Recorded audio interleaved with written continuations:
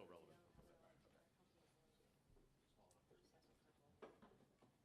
What's your...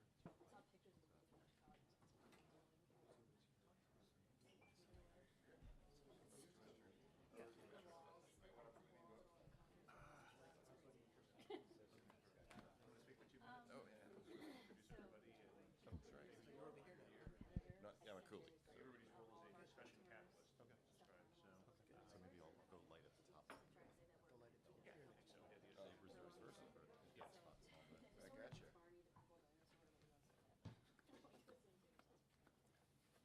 Julie, are we ready?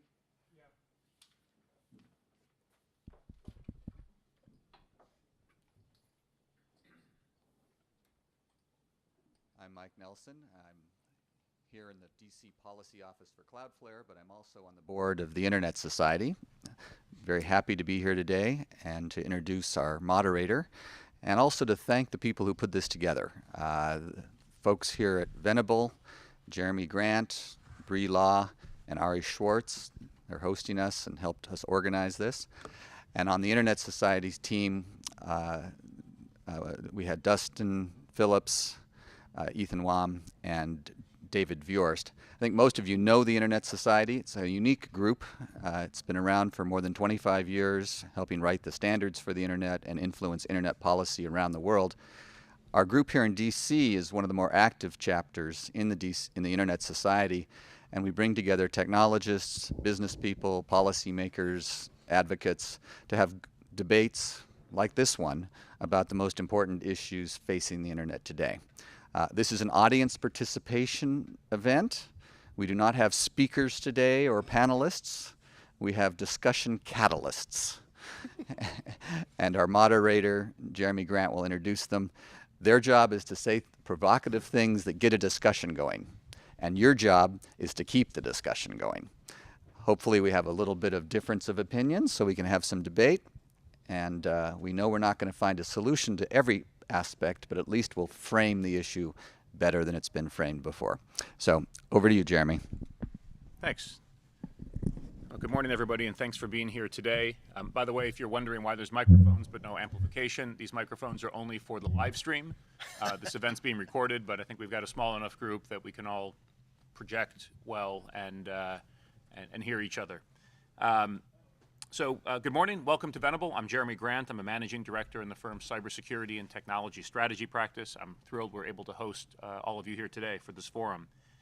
A deep passion for the openness of the internet and an ability of any individual, no matter how out there their views, to communicate them online was what brought me to DC for the first time in 1995. I wanted to help make sure the country got the policy right in the early days of the internet. And this passion is something that keeps me here today.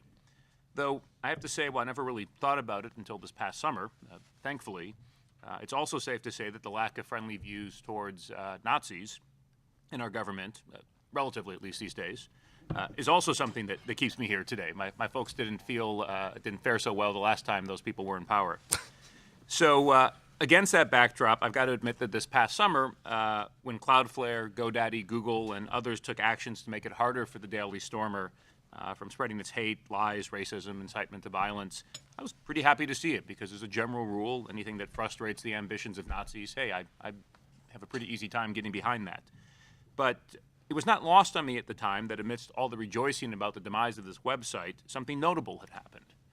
Private companies that controlled major parts of the internet's infrastructure had used that power to make decisions about who was allowed to communicate their views through that infrastructure and how they could do it based on the views held by an organization. So in a time when this country is growing increasingly polarized, it's not hard to see how the precedent that was set here might at some point be used to justify action against a wider array of entities and views. The slope can be quite slippery. Nazis are terrible after all, but there are those who might argue that some other parties are almost as bad and thus be used to justify similar actions. And I think what was interesting was the companies themselves who were involved this summer actively realized this, with some openly fretting about the implications of their actions. Cloudflare, for example, where Michael and Doug come from, wrote, without a clear framework as to a guide for content regulation, a small number of companies will largely determine what can and cannot be done online. And if private companies are building more capabilities to restrict who can be heard online, does that then mean that repressive governments might require them to use those capabilities on their behalf to censor the global internet. So these are some of the issues I hope to discuss today. So here to kick us off, as Michael mentioned, we don't have panelists, we have discussion catalysts to get us started. Doug Kramer, the General Counsel from Cloudflare, Marc McCarthy, the Senior Vice President for Public Policy at SIIA, and Robert McDowell, former FCC Commissioner and a partner at Cooley. I'm not going to read their full bios. Instead, I'll ask each of them going down the line to introduce themselves as part of their introductory remarks. And once they've properly catalyzed this discussion, we'll then run hard through 11 o'clock with me as the moderator to the extent that a moderator is needed. I do want to note to everybody this is an open event. You know it's being filmed and live streamed. I think there was also at least one reporter who was registered. I'm not sure if they're here or not. But everybody should assume that remarks are on the record. So with that, let me first turn to Doug. Great. So in my role as catalyst, I'll just sort of talk briefly about myself and then a little bit of background, but then leave some of the views and other substantive comments for hopefully what will be a vibrant ongoing conversation. So I'm Doug Kramer. I'm the General Counsel at Cloudflare. I have been in that role. I'm responsible for our legal and policy and trust and safety work. For those of you who don't know, I will try to make this as painless as possible. Cloudflare operates a network that is meant to secure and optimize the transmission of information on the internet. We can sit between a website host where the data is stored and a user who wants to access that data. And the way it works is at about 120 forward-placed points of presence around the world. If a user wants to visit a website that uses Cloudflare, it goes to the closest point of presence to be screened to make sure it's not a DDoS attack, it's not a known phishing or malware attack, and that it should be answered. And then if it is answered, we figure out whether or not any of the information it is looking for might be cached at that forward point because of a recent request that came from the same area. As a result, we secure those hosts from cyber attack, and also we're able to optimize and make much more efficient the transmission of internet requests around the world, because instead of having to do the long haul all the way to the host, which may be halfway around the world, we can often serve several elements from right next door. We have about 7 million web properties or web domains that use Cloudflare right now, and as a result, we sit on about 10% of global internet queries, and that's the way that we approach that. I'll just briefly touch on, also as way of introduction, a bit of our approach to content and the issue that we ran into this August with the Daily Stormer. Because of the way our network works and what we do, we have often taken a open internet approach to questions about content that flows on our network. We are about optimizing and securing the internet. We don't host the data. We can't really do anything about taking the data down. We can just figure out whether or not it's transmitting through our network or not. That has faced challenges over the years, right? Because on the one, to maintain a no censorship approach is an abstract approach that misses some of the visceral reality of problematic anecdotes, and there are few more problematic anecdotes than Nazi speech. And as larger context than to just the August example, we've had press articles, and there's one press article that came out in April about us and about some troubling sites, especially Nazi sites that were on our network. And we painstakingly talked to the reporter about how we had to make a decision across all 7 million properties we had, and had to think carefully about what role we should be playing and the implications for starting to make decisions here and there. None of that made it into the article. And what's more important is then the next day we had about 10 different press calls of people who wanted to sort of pile on that first story and write even more about it. And I talked to all of them. It was a very exhausting day. And told them where we were coming from and how we had thought about these issues. And to a person, they essentially were like, oh, okay, I get it. I get where you're coming from. That makes sense. And I'm like, well, will you write that? We try to get that message out there. And they're like, there's no story here. I'm not going to write that. An editor would never publish that.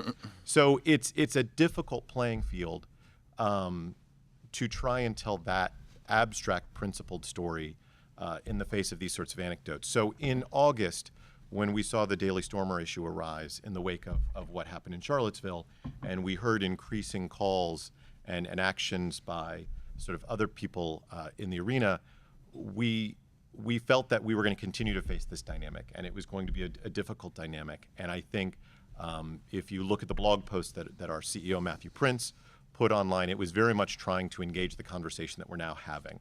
And that was to really tee up what this anecdote looks like. And what it looks like is, increasingly the discretion, sort of the forced discretion of tech companies under pressure to make decisions without due process, and in a lot of cases without maybe the scale or the expertise to make those decisions in the number of cases you'd expect them to make them. So Matthew made very sort of clear how disturbingly easy that was for a tech company to sort of deny its services to a website if it so chose, and therefore tried to start part of the conversation that we're continuing today to figure out what is the appropriate way to go about this. What are the ways for us to live up to our mission of helping build a better internet, but at the same time make sure that we continue to be thoughtful about these sorts of issues. So I appreciate you being here today. I have a number of other thoughts about this, but again, in my role as catalyst, I'll sort of reserve those for now and try to sprinkle them in throughout our time. So thanks. I'm Marc McCarthy. I'm with the Software and Information Industry Association, and I wish I had a microphone that actually broadcast because my voice is very soft. I can hear you. But the guys on the back may have some trouble, though. But in addition to my SIIA work, I also teach over at Georgetown part-time on many of these issues. And before I was at the SIIA, I was at Visa, the payment card company, which is where I first ran into some of these questions about keeping your systems free of problematic content.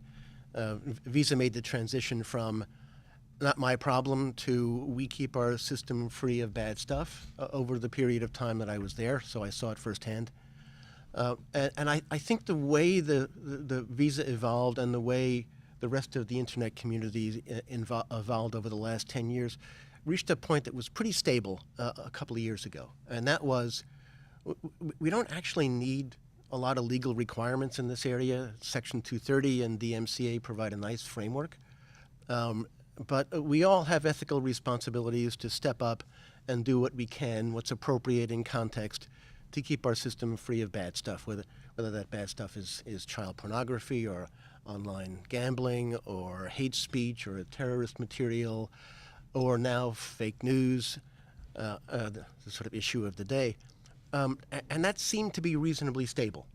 Companies needed to have a set of processes and a set of standards to deal with problematic content. It wouldn't be enforced as a matter of law, but companies were expected to be socially responsible and step up to their responsibilities.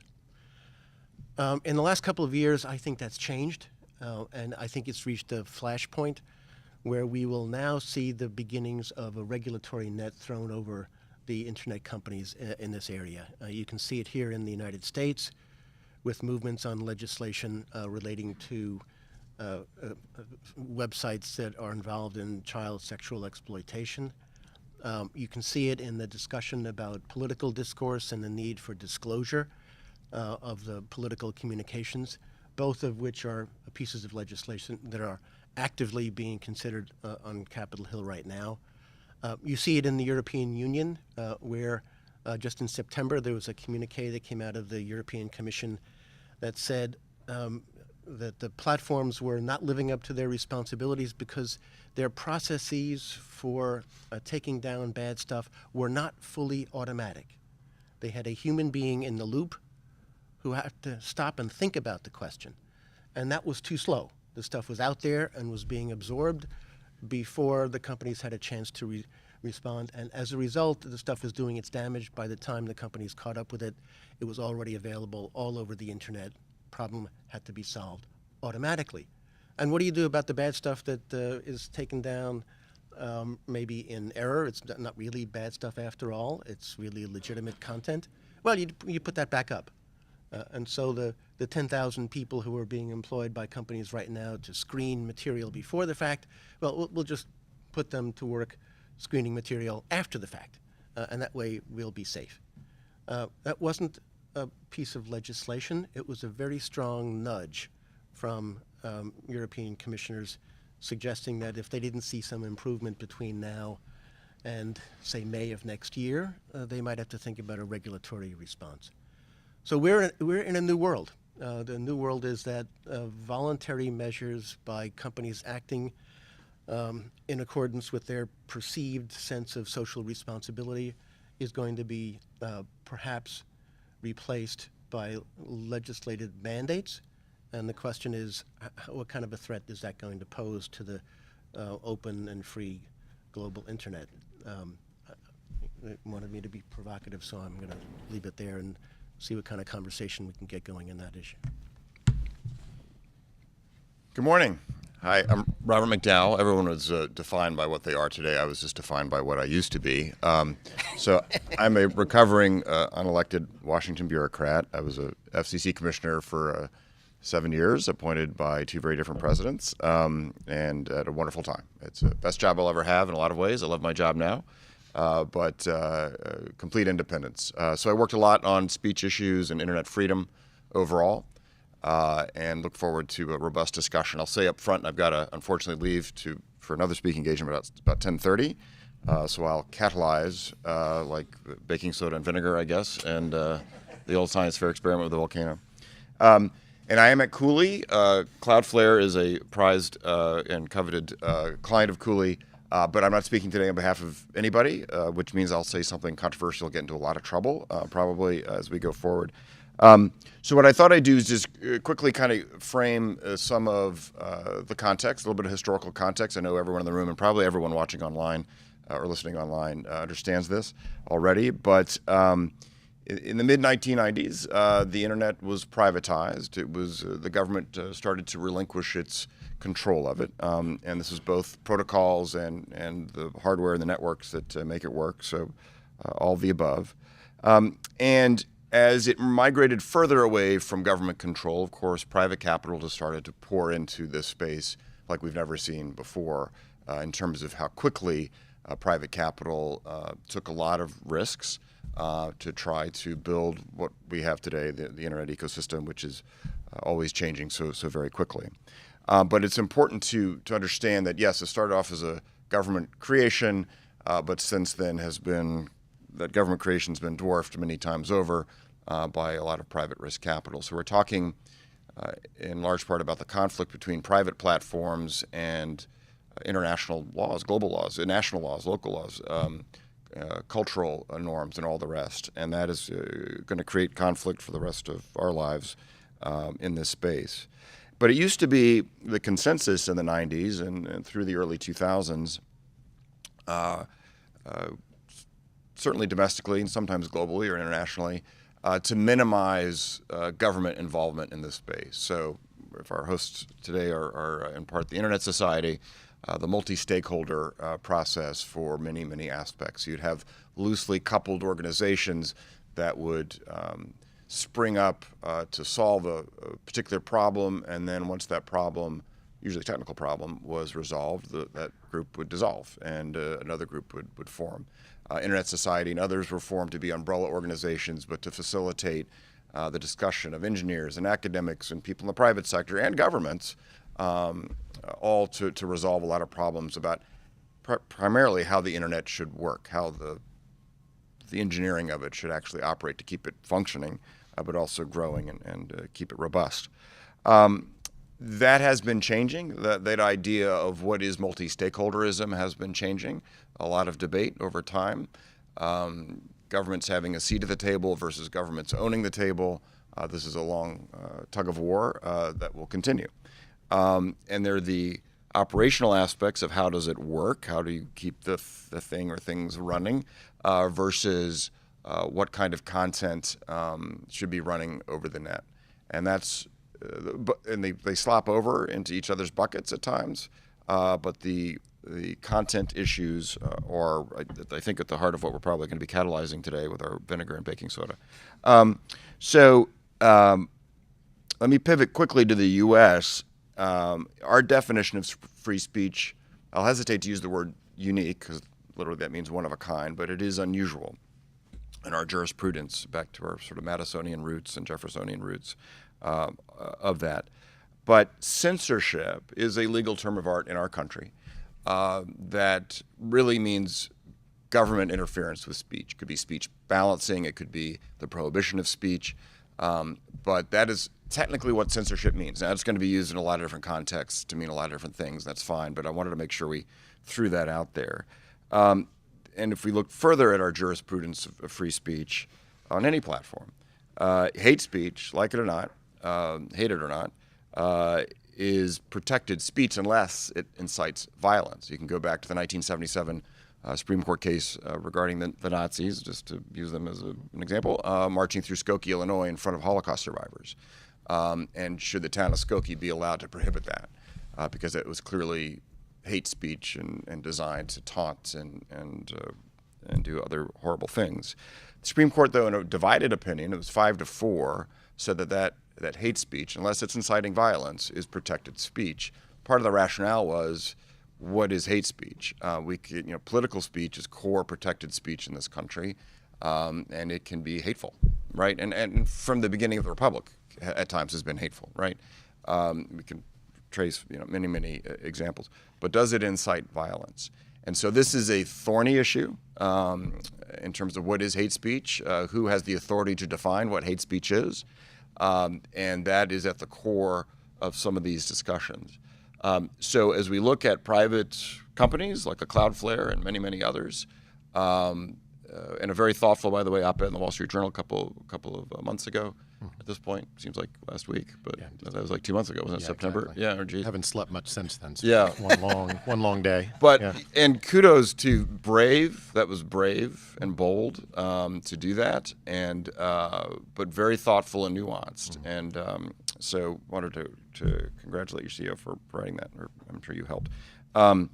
But these are the thorny issues, and going forward, it's not going to get any easier. So for the rest of our careers, rest of our lives, when this gray hair turns white and finally fades away, we'll still be talking about these issues. So look forward to a nice, robust discussion until I have to rudely depart at 10:30. So, thank you. Great. Well, thanks to each of our catalysts for the introduction. I'll say, because we don't have microphones, as somebody who often likes to lurk in the back of these types of events, you're welcome to keep hanging back there, but we do have open seats in front, and since we're trying to do a roundtable discussion, should you want to come up, there are ample seats. So who'd like to start with weighing in here?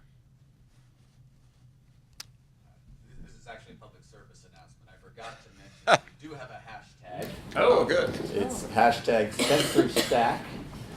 And if you want to get on the Wi-Fi, there's a piece of paper circulating with the Wi-Fi password. Yes. And I will ask a quick question. A couple of you mentioned what's going on overseas. For my money, I think what's going on overseas is even more worrisome than what's happening here. Do you have any examples you'd like to tell us about, places where you think countries are coming forward with proposals that are going to be emulated elsewhere?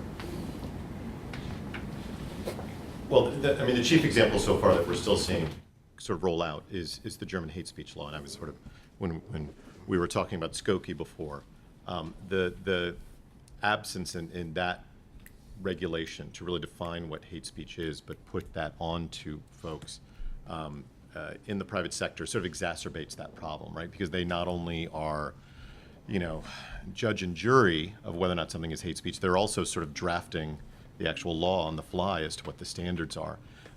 And so that's problematic. If I had to say anything, though, about,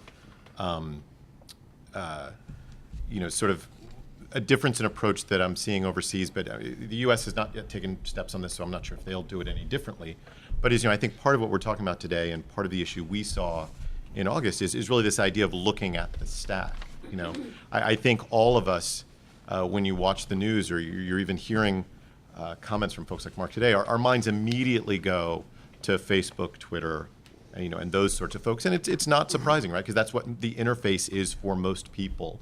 And most of the practices that people are concerned about are going through those channels, right?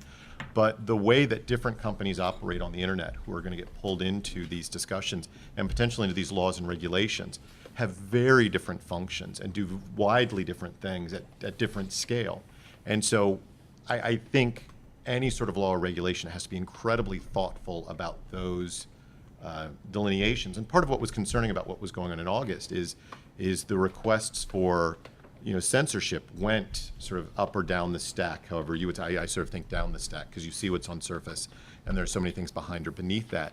And when for the first time you had registrars and other people who otherwise do largely benign, straight, objective operational functions, taking a stand on content, that was unusual. I think that there is such a concern about tech generally, especially in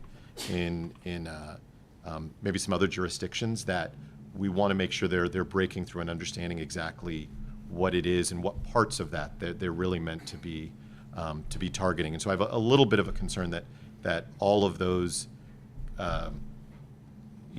regulations coming from other countries are thinking very, very hard about the way the technology works and whether or not their solutions are tailored to actually get at the problem they're trying to solve. Are there fears from overseas? And to maybe crystallize some of that too, which is the European view generally of speech and online regulation is different from ours, and we see that in all sorts of bilateral, multilateral negotiations that we have with them, from trade to regulatory issues, and seeing as how we're using Nazis as a sort of a proxy for a lot of this discussion, obviously a lot of that has to do with World War II and the horrible things that went on there. So you can't, and never have been since the end of the war, been allowed to sell Nazi paraphernalia, memorabilia, or whatever the case might be. So that then though leads to, okay, what about the next version of Nazis or whatever? What about somebody else who preaches hate? And what is that? So they have, again, thornier issues. You have much more deliberation by governments, much more of a reach into technology companies than the U.S. government does in terms of content.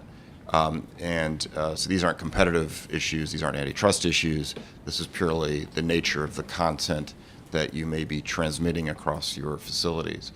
And what are your responsibilities? That also then slops over easily and quickly into the law enforcement national security bucket. So you see a lot of countries internationally, not necessarily Europe, but certainly any country, justifying more regulation in this space on national security or law enforcement basis. So if you're an internet startup, in this country, you better understand what CALIA is. It doesn't matter if you're just a piece of paper and one or two people, out of your dorm room. At some point, law enforcement may come knocking because they want to know about someone who's used your service. So, again, we can all have different perspectives of what's sort of legitimate government action versus maybe less legitimate in terms of political speech and the filtering of that, and then the debate of what's hate speech versus political speech. So internationally, these are all getting slopped into one big bucket, and then there's the issue of whether or not you're going to have multilateral regulation in this area, and that's going to be an ongoing struggle. What's the impact of this discussion relative to net neutrality in terms of just, as you mentioned, if you have a small organization that's still a startup versus a larger organization who are already in a position to have access and being constrained to capacity or utilization of services or access? You're looking at me. No, it's a general question. I got some other great minds on down the table. I just spoke way too much. I think I spoke too much. It's a general question. To put it very bluntly, some of the same people who want to knock off the neo-Nazis are the ones who were parading the street a year before demanding net neutrality. There's a little bit of contradiction here. And so the term net neutrality can mean lots of things. It, over time has been a Rorschach term, as I've called it, which is it can be an empty vessel into which you pour your own definition. And so it depends on what you mean by that. But if you want to oversimplify things, sort of more government intervention in this space or less, do you want multi-stakeholderism to mean governments can be a part of it, but mainly it's non-governmental, right? So not necessarily the force and effect of law to keep things free and open, right? And that was the consensus throughout the Clinton-Gordon administration, Bush administration, until recently. So they're all related in terms of you're crossing that line of how much more government intervention you're going to have, and is it going to be the regulation of private platforms versus speech versus all the rest. So as you've seen actually an interesting, since the election a year ago, an interesting dissolution of an alliance. So tech companies had enjoyed in this country a political sweet spot in that a lot of them from Northern California or the West Coast.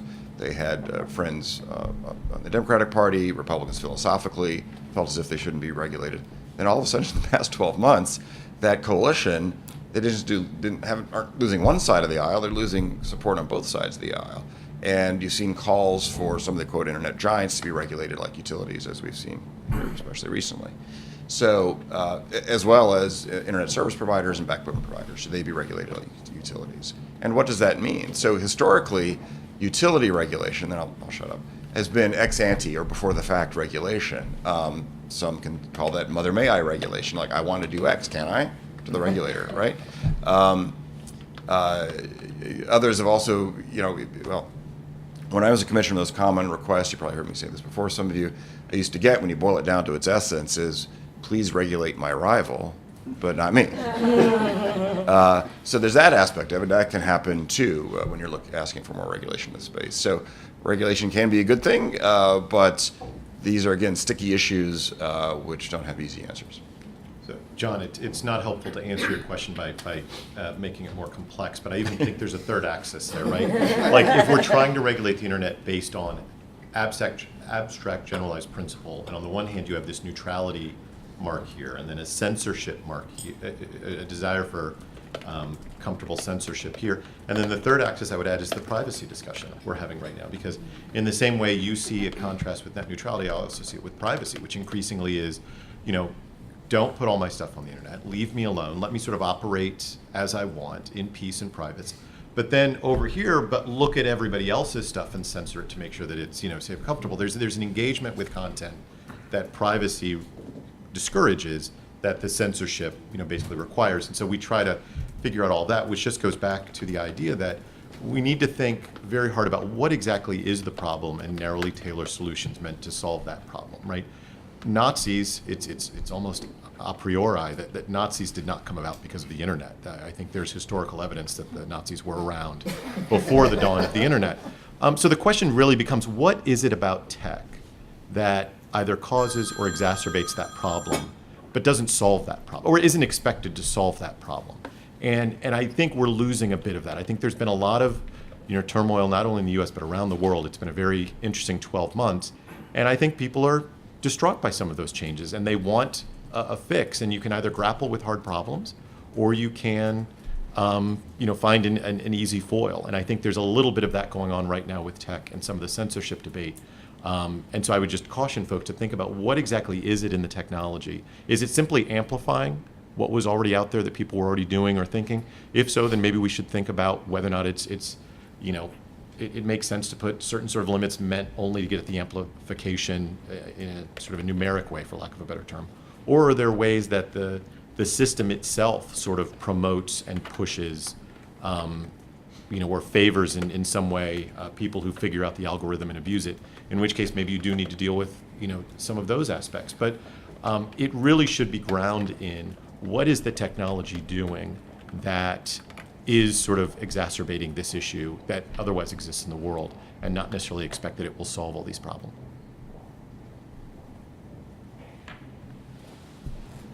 So the U.S. has a fairly unique law in 230, and that protects pretty much the entire stack from publishers and speaker liability, with the exception of copyright. Do other nations have a similar framework like that? Did they evolve, or is there more liability in other nations for distributing content? Well, I'll jump in. Yeah, go ahead. The closest analog is the European e-commerce directive, which provides a similar kind of protection for internet intermediaries. It kicks a lot of the detailed decisions to the national governments to put it into place. And it permits a kind of legal requirement for takedown requests beyond copyright. So it's slightly different from ours, but it's moving in the same direction. It was put in place roughly around the same time, around 2000. And as I mentioned in my opening comment, there is a sense that is under pressure in Europe right now, that because of the pervasiveness of some of the terrorist activities and other difficulties, they want the intermediaries to do more, and so they're pushing at the edges of the kind of immunity from liability that the intermediaries have in Europe.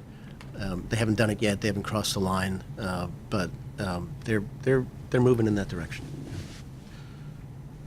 But isn't there a real struggle between, okay, we rolled out the internet, okay, and it was basically, hey, everybody can get on the train. And everybody basically got on the train. And now everybody's doing their thing on the train. And sort of the law side stayed 20 years back while the technology jumped 20 to 30 years ahead. And now it's like this analogy fad. It's like this virus that kind of covered the earth, and now we want to try and come up with the penicillin to cure it. The point of the matter is that the legal part, sure, we create the technology, we invent all of these new apps and everything else, but the law part has to catch up to give us some point of reference that's, in some terms, a legal mind statement, the reasonable man can utilize to have some basis in making decisions about, okay, how am I going to shape my app? How am I going to shape my business? How am I going to configure it so that it has at least some chance of basic compliance with what you're asking me to do, but doesn't put me out of business, and that doesn't end up with me basically having to come in before a closed Senate or congressional hearing to answer, why did I let this information go through? Well, I'm simply in the business of trying to get, trying to service my customer.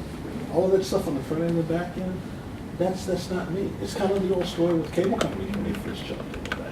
Everybody wanted them to be considered broadband carriers, and the other people decided they didn't. And we're having the same argument over and over again. It sounds like the law part needs to catch up with the technology to at least give us technology people, who are the creators, a chance to try and meet you halfway, if you will. And I'm not saying that you guys, but just in the sense of discussion.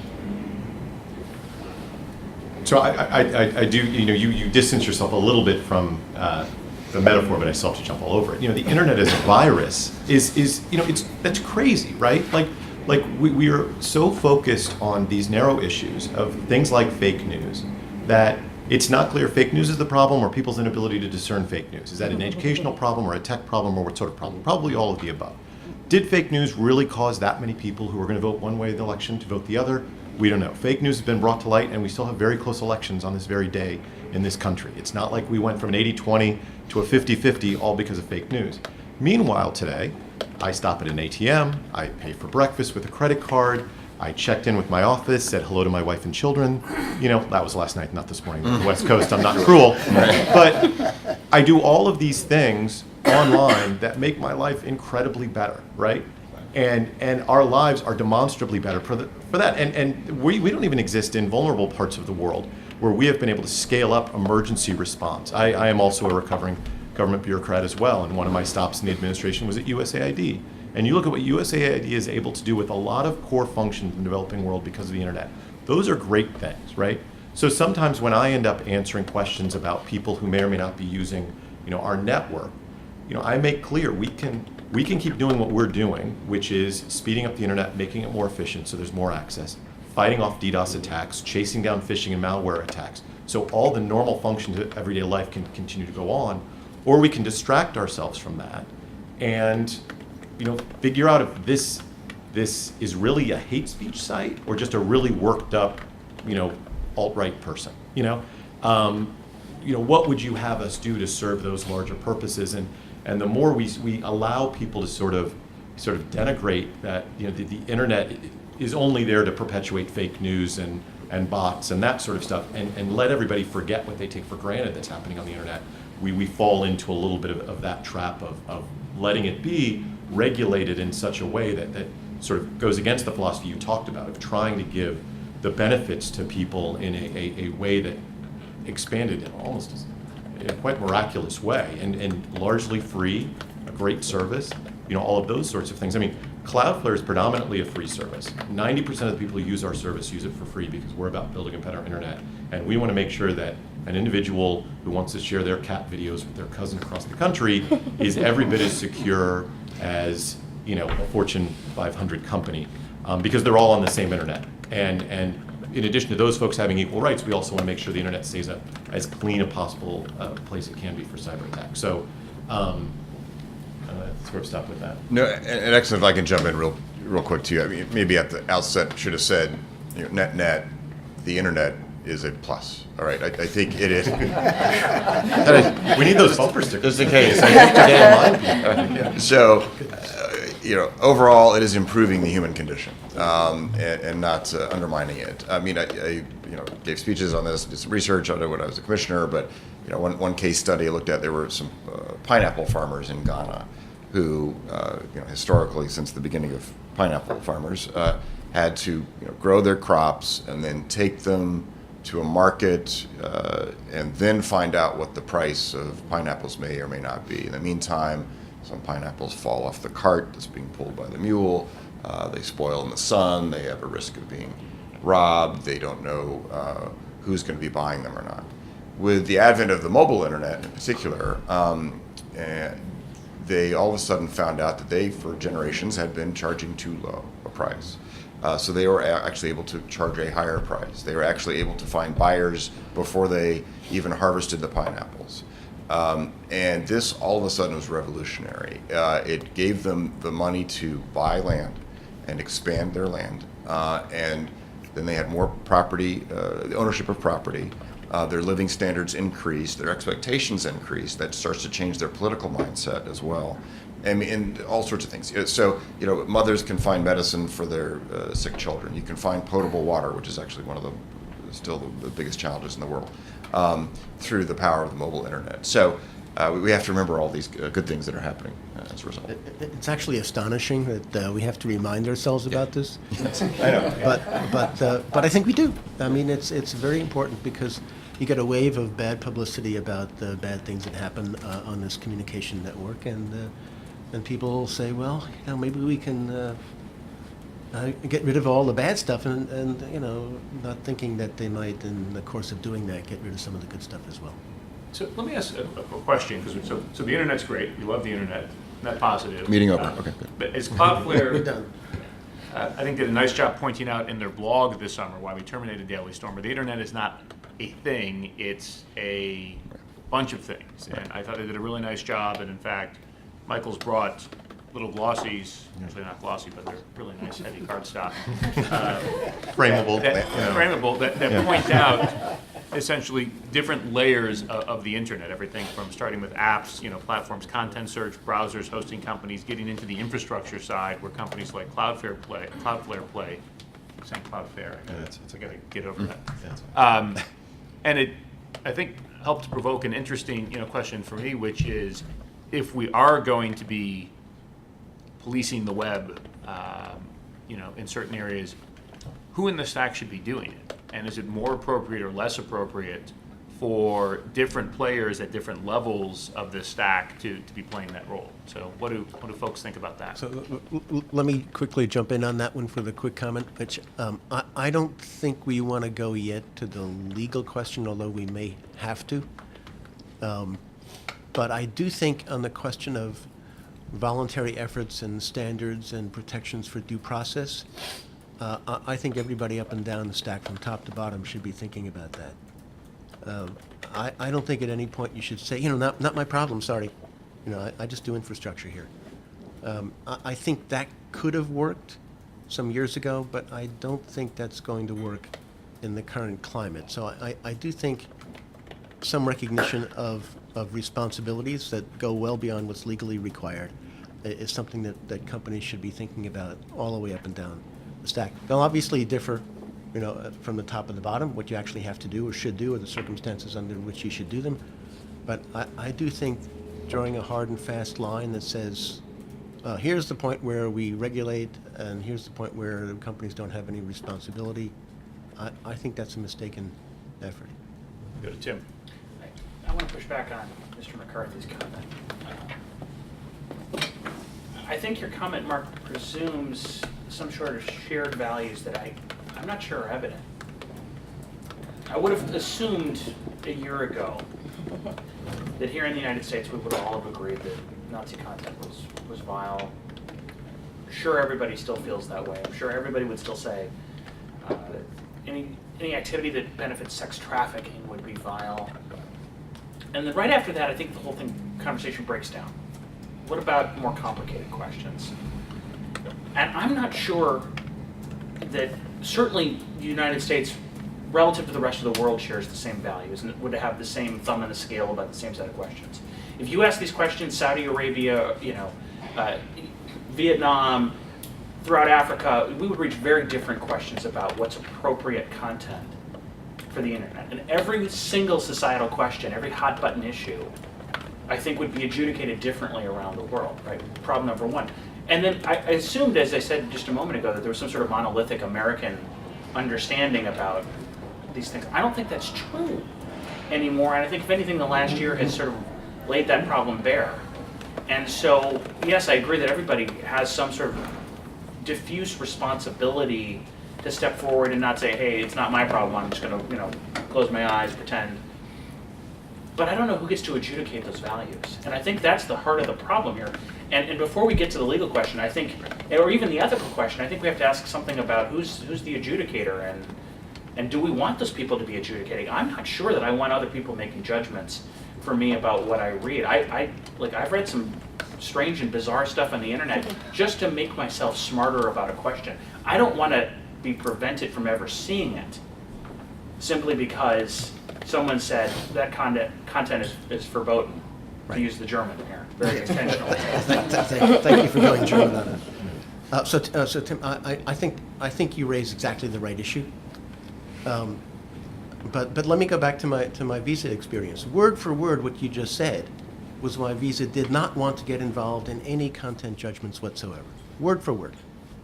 I mean, they said, the Federal Reserve Board prints money. Should they be responsible for, teenagers buying cigarettes at the local 7-Eleven? I mean, really, that was honest to God a comment that was made in these internal discussions. So you don't want to go in that direction, because once you do, you are involved inevitably in these tricky, difficult, sensitive, controversial ethical questions. So your temptation is, don't go anywhere.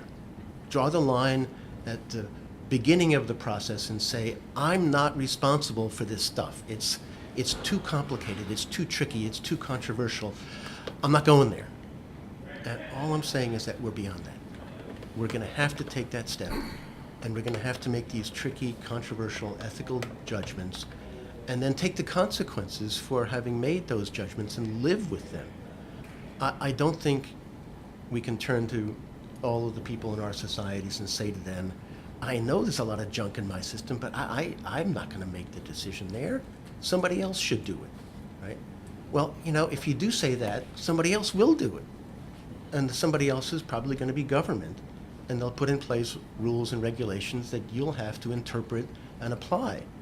So my advice is, get ahead of this, move towards a situation where you've got standards, where you've got processes, be transparent and open about them, let yourself be criticized by people on the outside for making the wrong calls, have a mechanism for improving what you're doing. Be as accountable as you can to the public and to the communities where you function. But I don't think backing away from this and saying, I don't want to go there, I don't think that's tenable anymore. Yeah, I was just going to comment that I'm not exactly sure how this came about, but my observation is that there is one issue that we've been censoring on the internet since the beginning, and that's child pornography. that there's been an obligation, if you're in an organization, and I know this can be discovery lawyers and other contexts, that when you're looking at someone's digital information, should you find this, you have an affirmative obligation to contact law enforcement. And I think as a norm, globally, everyone agrees that this is one area where there's international collaboration and cooperation against it, maybe as parents, as humans.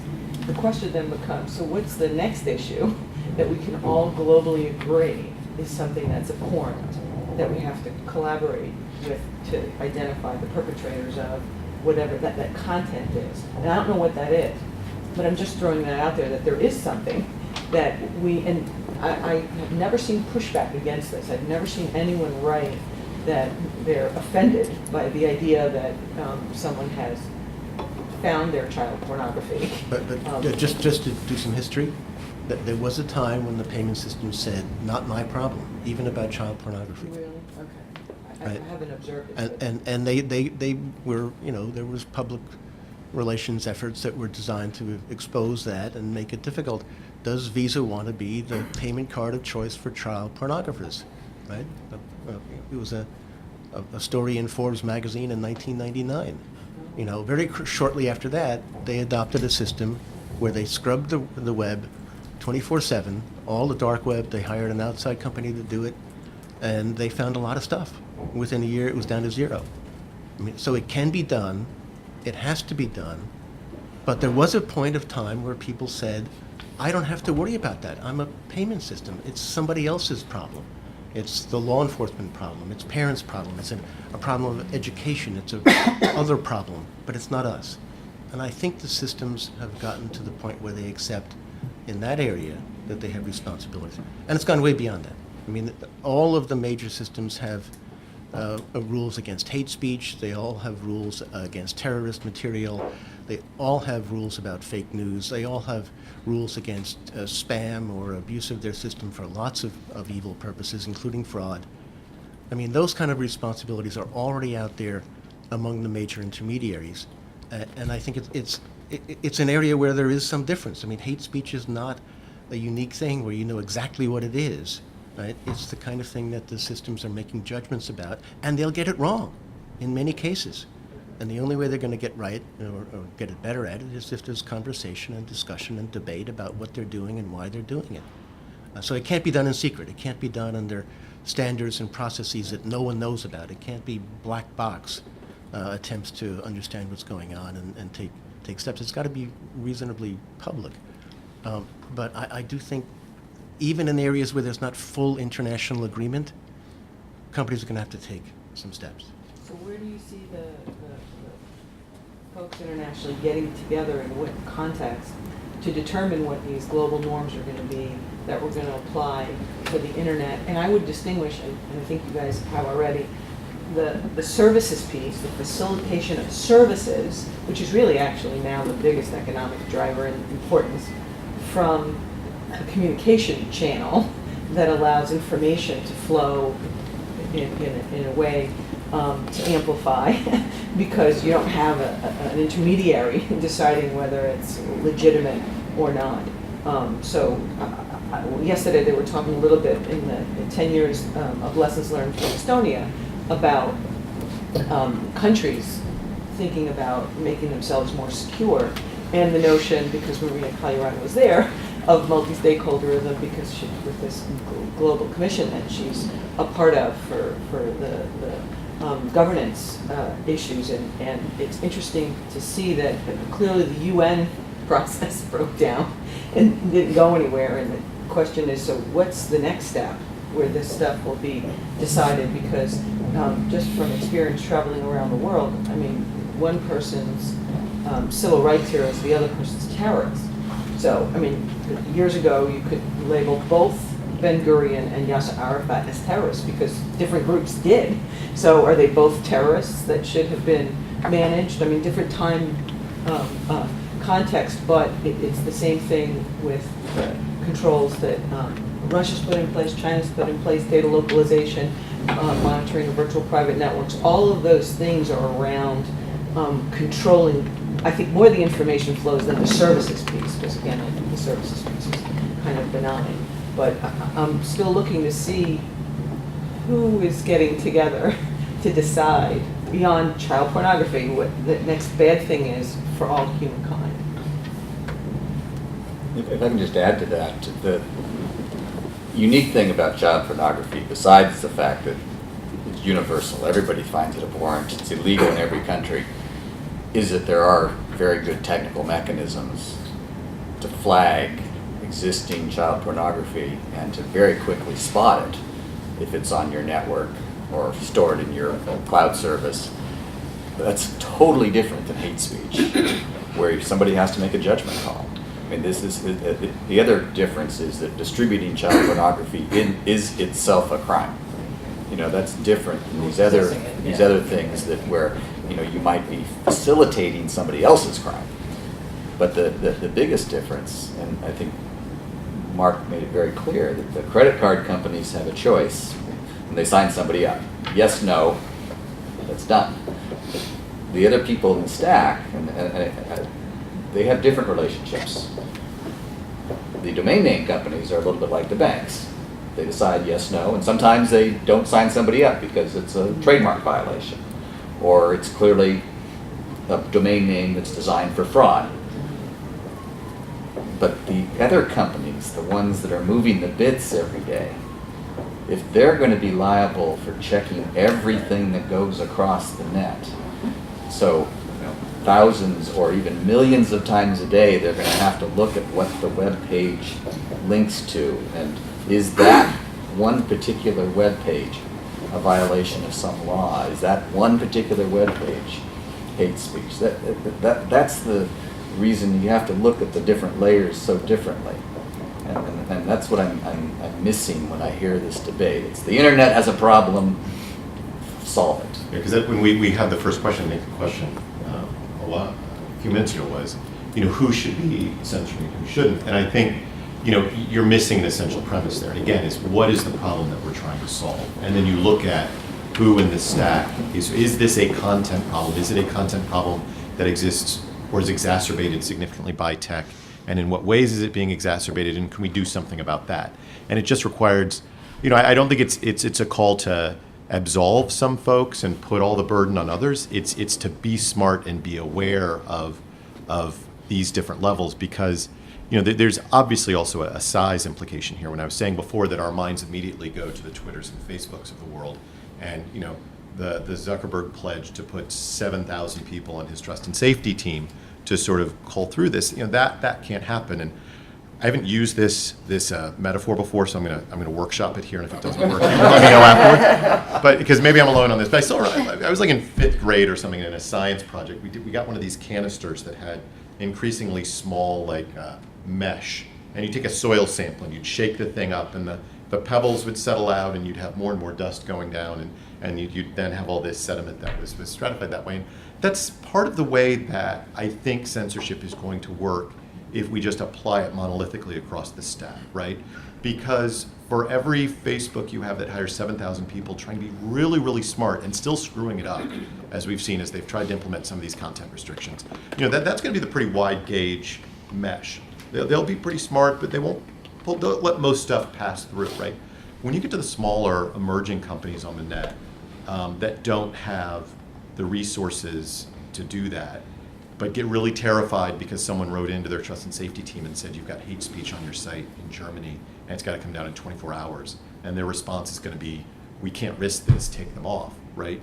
Then you're going to let less and less stuff through. And by the time you take that internet feed and put it all the way through the stack, you're going to have very little stuff that survives all of those tests, because they're going to be different tests, maybe substantively, and different tests that companies are able to apply as a matter of resources.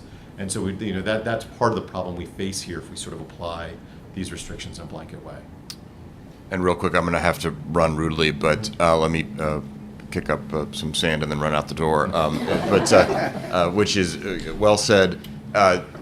Overall, on the speech issues, I think it's important, personally, to err on the side of freedom of speech, precisely because at the bottom of that filtering, there might be just nothing coming down. My other admonition would be to be wary of intergovernmental organizations who have lots of pretexts, and some of them can be legitimate up front, but it becomes the thin end of the wedge to then clamp down on political opposition and otherwise preserve authoritarian states. So be careful of the lowest common denominator of the most restrictive form of speech winning out, and this is going to be an ongoing struggle for a very long time. And we are seeing a splinter net, a patchwork quilt. I used to say Balkanization until I went to a multilateral negotiation. Some of the nation states from the Balkans didn't like that.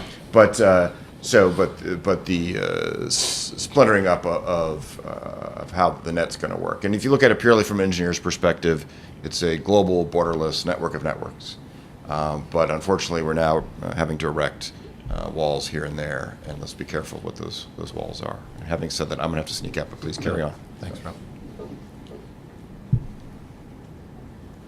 One of the other things that suggests that sort of came to mind in the comment about the way that different sides might view the same person, right? When one person's child of the 80s, one person's freedom fighter is another person's, terrorist, is you should really go look over the shoulder of someone who's working a trust and safety desk, right? Because when you set up systems and you set up rules that are driven to some extent by, the complaint process that comes in, you need to make sure there's an orderly way to sort of deal with those. Because if you set up these short triggers, and I know that one stuff is out there, it's causing harm, but if you set up these short triggers, no due process, and abstract terms, there will be some well-meaning, well-intentioned, merit-based complaints that you get.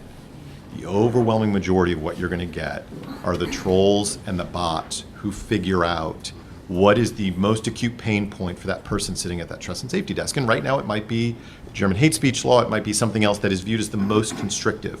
And it will be amazing how much hate speech you will see coming out of a Palestinian and Israeli conflict, or a Democratic Republican conflict, or Pakistan, India. They'll all sort of point to the person they don't like and label it with what they know is going to be the fastest trigger for that trust and safety system. They know how to abuse those systems and will do that better than the people who want to, in good faith, sort of utilize those systems. So it's something to be careful there as well, because we see that. I mean, people just abuse and take advantage of those systems in a way that we need to be careful about when we're crafting solutions. So I'm interested in the responsibility piece, actually, because it seems like a lot of what we're talking about right now is responsibility on the other side as well. So if you're talking about privatization of the internet, and the only access to the internet is through private companies, is there a responsibility for allowing speech, recognizing that there's an interest in doing that? So how does that responsibility play out on both sides of the equation? How do we make sure that we maintain some ability to access the internet for lots of different kinds of speech? So you put your finger on a conflict. Companies have responsibilities, and this is familiar in most of our daily lives. I mean, we have ethical conflicts. Do you keep a promise when keeping the promise is going to cause harm and damage to other people? Well, you made a promise, so should you keep it? But it's going to cause harm and damage. What do I do? These kind of ethical dilemmas are all over the place. I mean, we live with them every day.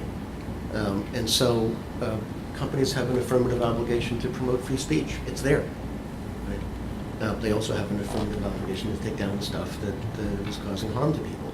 And they have to find a way to balance those two different, often conflicting ethical requirements.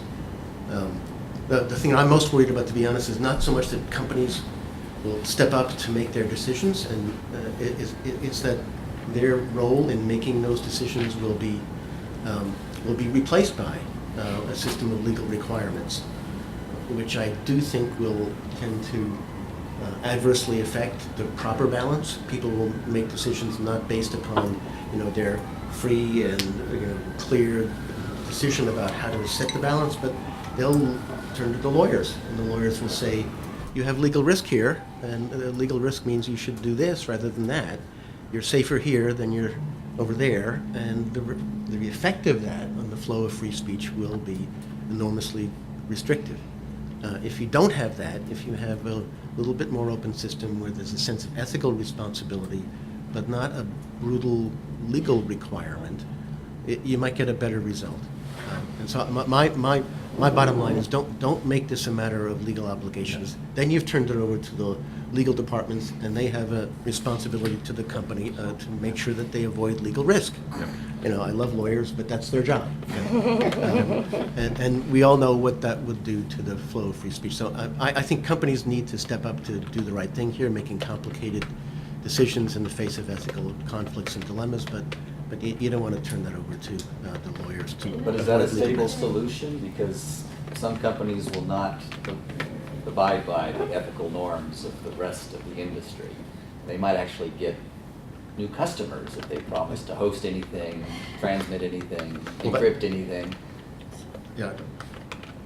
Well, I was going to pick up on that too, but did you also, Christine? Well, I just wanted to say that as a former in-house counsel of a global technology company that was doing business in 80 countries, every day I had to struggle to make sure that I was abiding by all the requirements of each country, because very often they conflicted. And you figured out what you had to do, and it's no different in these contexts. And you know, and as someone who is of German heritage, and having spent time there and understanding the culture and the history of what's gone on, I understand why the requirements are in place to prohibit Nazi paraphernalia, to really focus on making sure what happened before never happens again. The strategy's been in place for some decades. Maybe it could have some tweaking and updating, but there's a sincere, I think, belief in that country that they're doing the right thing for humanity. And it makes it difficult for corporations to figure out how to implement that. And certainly American corporations, because they don't necessarily live in the culture and have the context. But you know, it's not so different from other requirements, for example, in France, where you can't disclose who your clients are. And there's, again, all these different requirements, country by country basis. And we figure out a way to try and comply.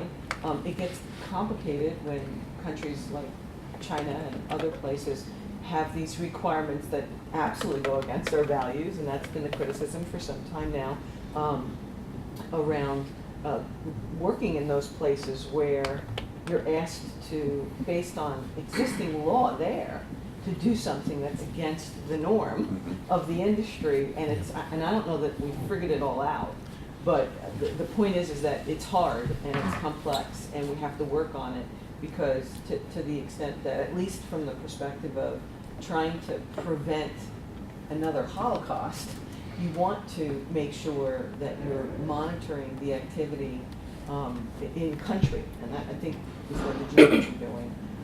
And if anyone has a different opinion, I'd love to hear it, but I think it's a sincere desire to prevent.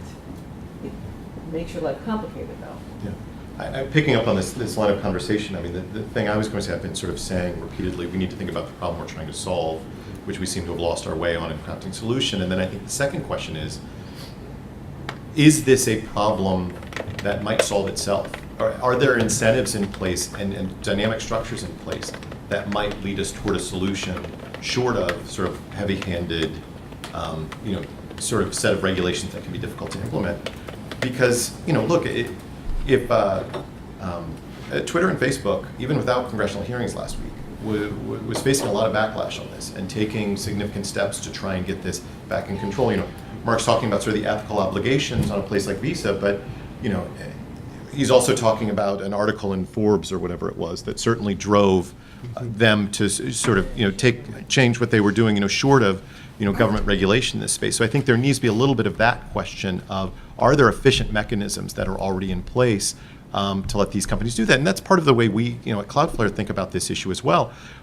We weren't comfortable taking the step we took with the Daily Stormer and then trying to sneak back into the shadows. I mean, we did the exact opposite of that. We wanted to explain to people, we have these principles, we have these values, and we want to talk about that because we want, you know, to have this conversation and make you aware of why we're doing what we're doing, you know, from that side as well. And I think, you know, there are those systems in place to sort of test you and push you on that. I always like the example of going back and talking about, you know, spam, which was about to kill email there for a while, right? And there were a lot of concerns about that. But the companies had their own incentives, realized people were going to stop using their system unless they came up with a solution for it, and did it pretty effectively without government regulation or things like that. And I do think to some extent there is reason to think, although, that there is a lot of motivation to let those types of companies figure out the bot and fake news problem, because they have a reputational problem that motivates them on this space. So we also need to make sure that is allowed to be a part of the conversation. What is the dynamic that would push solutions in the direction already absent sort of changes in law or regulation? So in the stack, which is the conversation we're having, we're talking about in totality relative to the net, we're talking about the side of the net that's visible to the public versus the side that's the dark side, or we're talking the totality of responsibility. Because a lot of stuff moves from one place to the other, and a certain percentage of the public never sees it. It never hits. So, there's stuff out there we definitely would not want to have in the public side. So in terms of that stack, I hear what you're saying about sort of the marketplace will kind of handle this if allowed to do that. The question becomes, where's the delta? Where's that point where it's like, okay, if the regulators stay back and just let the market deal with it, at what point does the public rise up in whatever part? Because we know as we go from country to country, as you were saying, okay, it shifts. You have landing rights for that particular country. You have to adapt if you want to do business in that country. But at some point in time, where's that point? Where's that pressure point? Where's that pressure point that causes the company? Okay, we're going to do business in Germany. We have to adjust all of our servers, distribution in Germany to accommodate what they're saying. We're going to do business in the U.S. Freedom of speech is the norm of the day. Okay, I kind of like the open free market thing. Okay, and as you said, you want to do business, you adjust. But it becomes a challenge. It becomes a dynamic.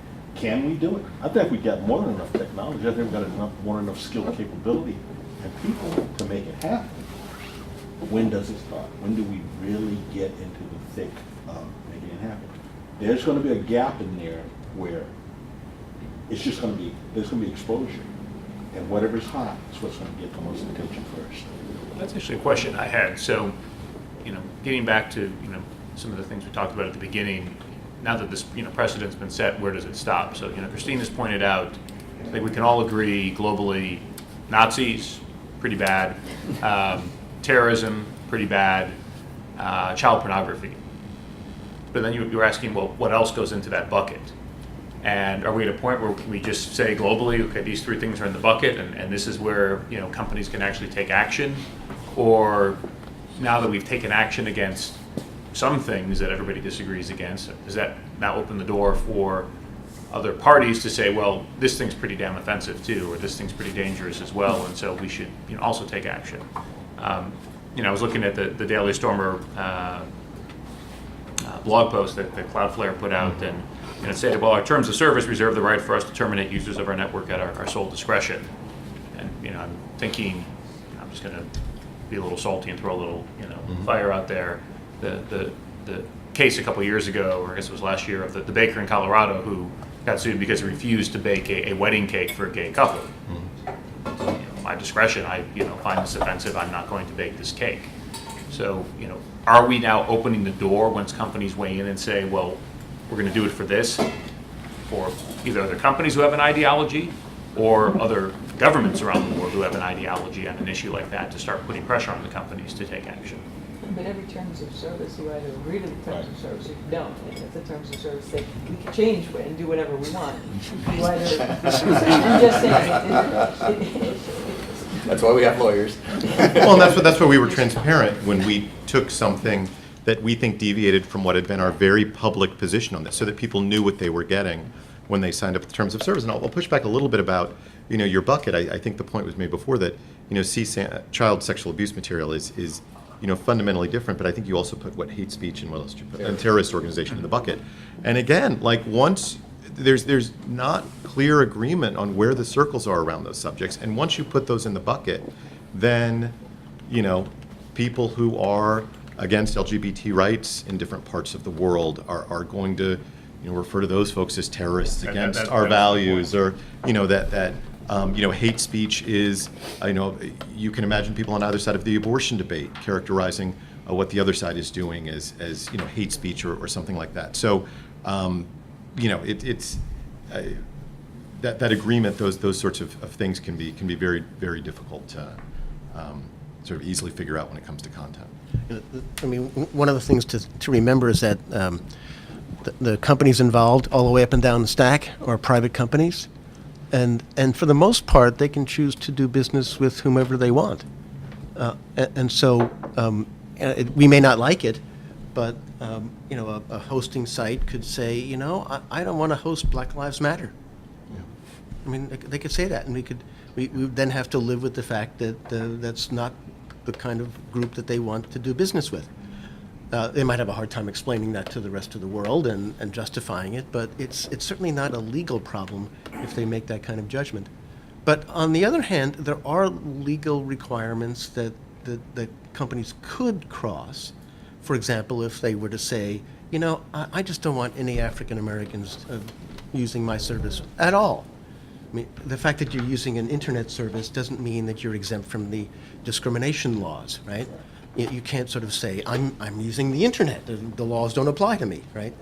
But I do think on the censorship angle, we have to distinguish between, what government, probably wouldn't be allowed to do because it would be too much of an infringement on free speech, and what private companies can do, which may be more restrictive than what we would like under the First Amendment. Most people don't understand that free speech is related to the government, not to private companies. They don't have even that basic understanding of the Constitution. So a quick point on this as well. When it comes to doing business with whom you want to do business, as long as it's not discriminatory or something else, that will be the first.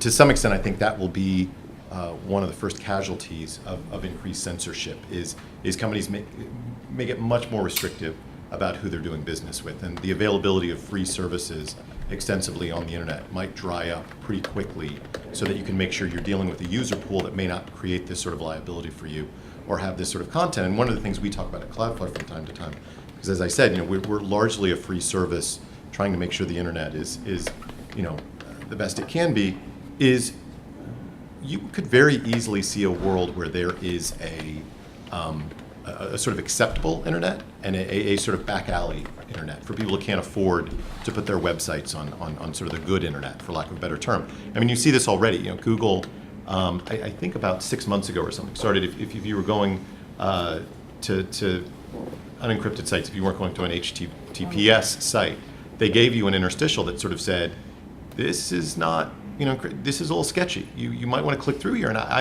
haven't seen any reports on whether that led to people not going to those sites, but you can see that happening more and more. Now, Cloudflare is one that, as a free service, rolled out sort of encryption and other sort of tools that allowed everybody to meet those standards.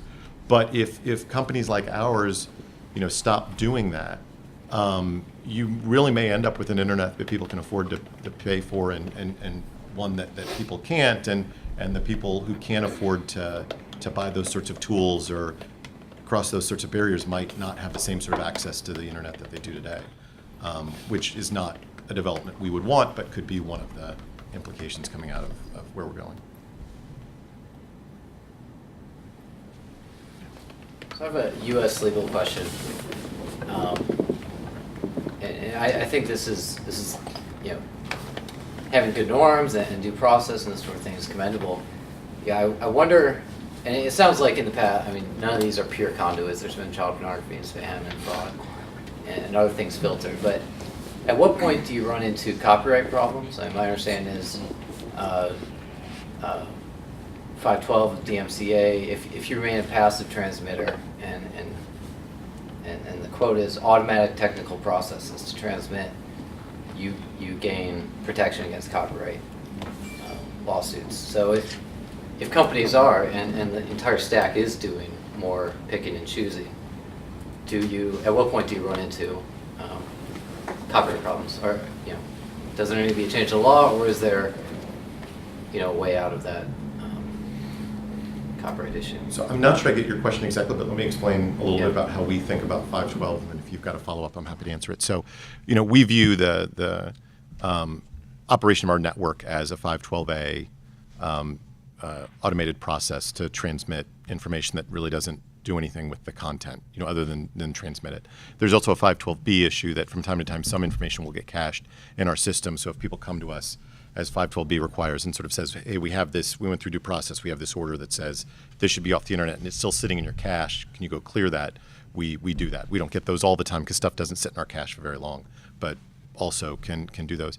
And there are other provisions as well that talk about not interfering with sort of standard processes. And so one of the things we do with our trust and safety process is we know by the way that people try to determine where the website host is, where that information actually lives, and the 512C obligation would sit, the notice and takedown obligation, that because we prevent cyber attackers from getting information about that host, there are also parts of the who is search that will report to us. So our system is set up in an automated way to provide information about that host so that people can contact the host who would have that 512C obligation and follow through on the DMCA processes to deal with that. So that I think goes out of everything I've sort of been talking about. We look at what the impact of our network is, and we try to take reasonable steps to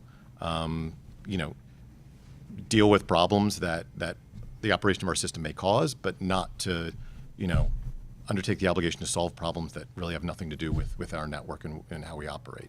That's a bit of our philosophy. You don't see more copyright liability exposure As a result if of... you're picking and choosing more content to pull down. You're saying, do we see more if we have an obligation to... More of a curator. Yeah, that's... Yeah. Transmitter. Then I think, as long as 512, as long as the safe harbor is still there and part of the law, then I think we'd still have that immunity. But I think what you're saying is the more you have to start looking at content in these different ways, does it sort of lead into, does the organization of 512A start to collapse a little bit because you're already reviewing the content, and so why don't we throw these other obligations on you as well, sort of thing?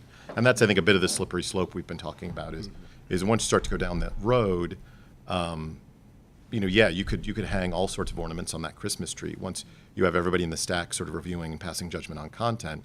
But I think we've talked a little bit about, how dangerous that gets as a censorship thing from one point of view, and secondly, we would, we're 500 employees right now, right?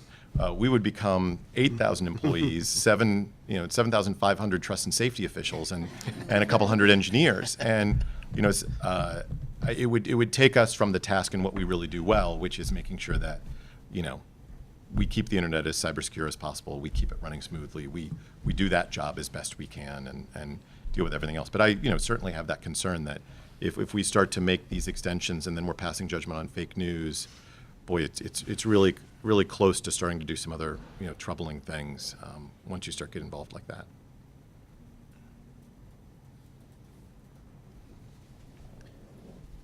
Yes.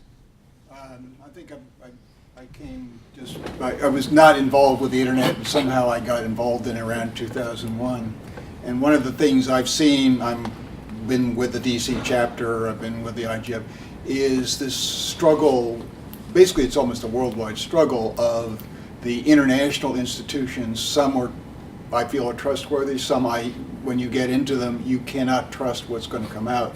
So I do see this constant struggle about, the non-governmental society, sometimes in alliance with, sometimes not in alliance with business, commerce, and how do we keep things open in the face of these precise things in a society in which I think the fear-mongering has really taken over what your first statement was, the overall benefits. And any thoughts on how to handle this basic, I would say, worldwide struggle that's going on? How to make the internet good again. Well, yeah, we certainly talked about that before, like making sure we're talking about the abstract principle, right? It's hard to talk about it, but continuing to talk about all the different ways that the internet is good, and also to talk about the value and importance of innovation on the internet. As we said, it's essentially a miracle the way that the internet as a free service spread around the world and provided that opportunity to folks. But it also has not been a sort of static group, right? Like we're not all still dealing with AOL or whatever. We moved into other things, and are Google, Facebook, Apple, Twitter, and Amazon the end state, right? Is that where we're going? Are we pulling up the ladders behind them? Because this goes back to one of the questions asked earlier about country by country compliance. Is all of those companies essentially were able to scale at a time that there was sort of one set of standards. They wouldn't have had the resources to sort of like mount that march country by country, border by border.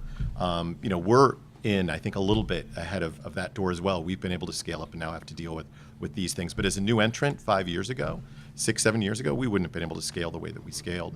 And there is a little bit of that impact of, are we ready to pull up the ladders and sort of live with these pillars of the internet for the next 20, 30 years? Because I find it difficult to think, in the absence of that, you could certainly see something coming along and displacing Facebook, right?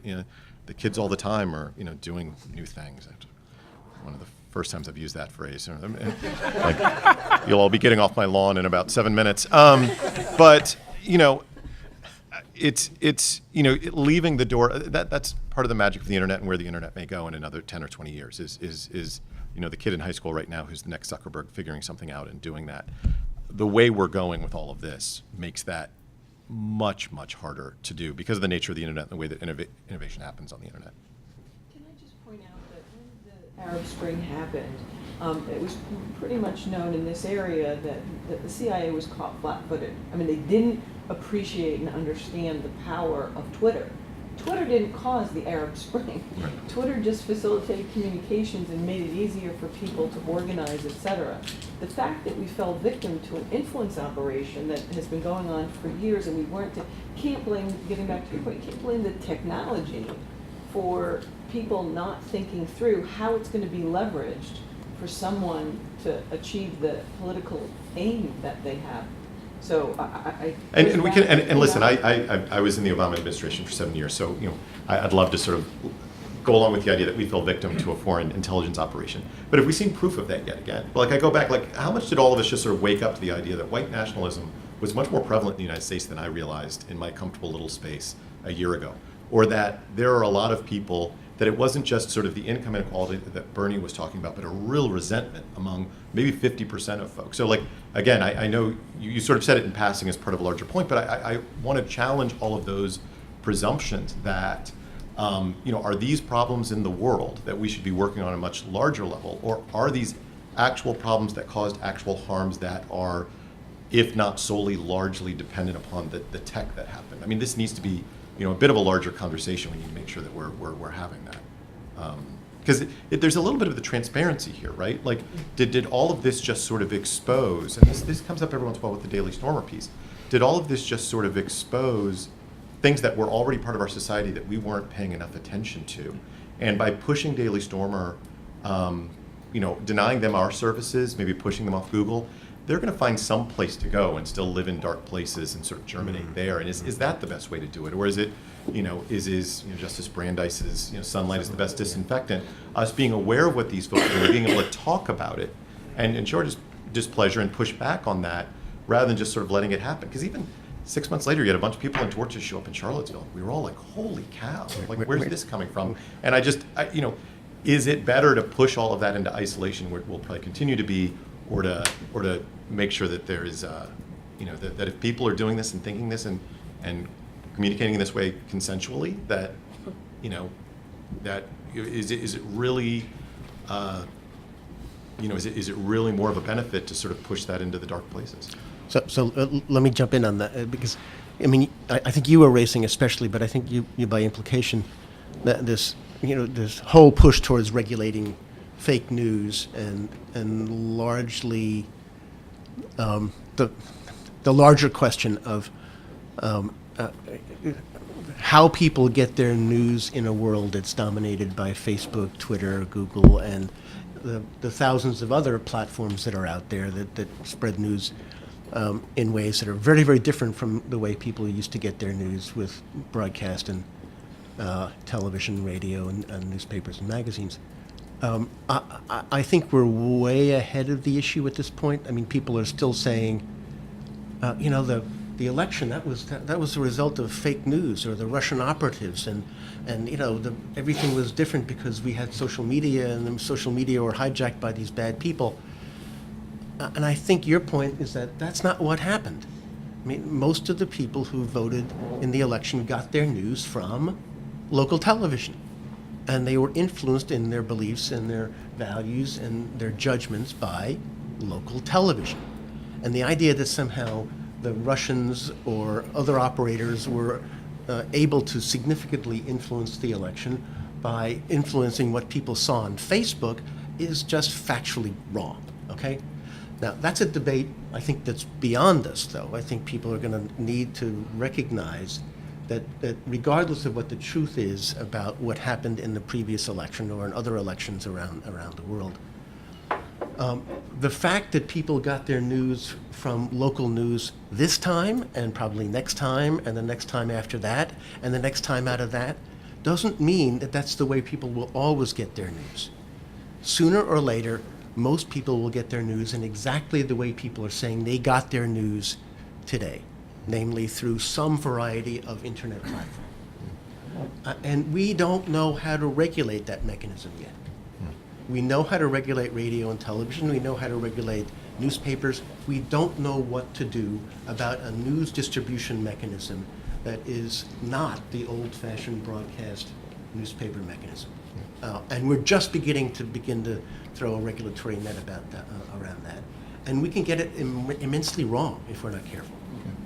So I do think this is the time to think about it. Yeah. I don't think we're going to get very far in disputing the factual stuff about the last election, because we have to put in place something that's going to be not for this coming election or the next one, but for the way people will be getting their news and participating in the democratic process in the next generation.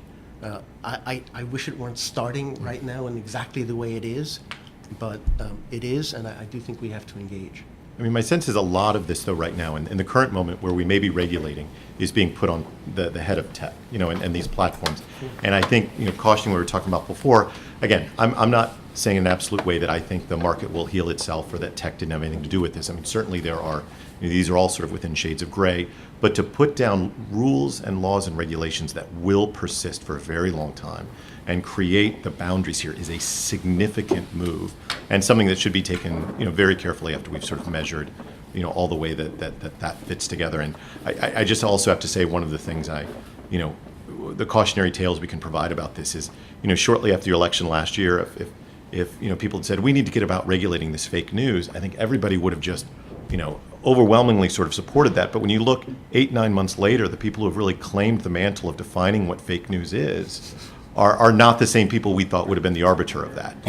We have certain officials who are crying fake news all the time for mainstream sort of news organizations, but that's the exact sort of thing. Once you start to mess with this content and allow those sorts of decisions as to what is fake news and what isn't, whether it's a senior government employee, whether it is a CEO of a tech company or someone sitting at a trust and safety monitor, like, these are very difficult things to do, and they don't always turn out the way you may think they turn out when you make the virtuous choice to go after a wrong. So on that note, we're a few minutes past our wrap-up time. Any final comments or questions from anybody? I've said enough. I think no, I don't. That was a good ending. Yeah. Just when I first got on the internet, I read a thing by Nicholas Negroponte, and he said people think about it as this network, but really it's a net, like a fishing net. You're swimming in the bit stream, and then you use the net to catch the bits as they go past. And I think that we're all finding this out now. Yeah, I think that's right. And listen, just even that sort of understanding of exactly what the internet is and how it works and all the different roles in it is as much as anything we think needs to be brought to this conversation. If I could just say thank you to Jolie McPhee for being such a great webmaster and for putting more bits out there on the net. I hope many people will watch this in the coming weeks. Great. Well, look, thanks to all of you for coming out on what's now become a rainy day. Beautiful when it came down. On behalf of ISOC and Venable, thanks for coming today. Hope Thanks to for do this again.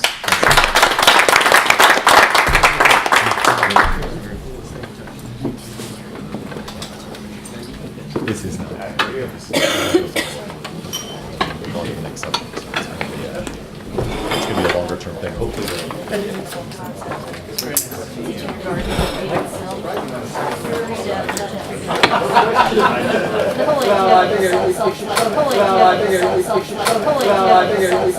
Pulling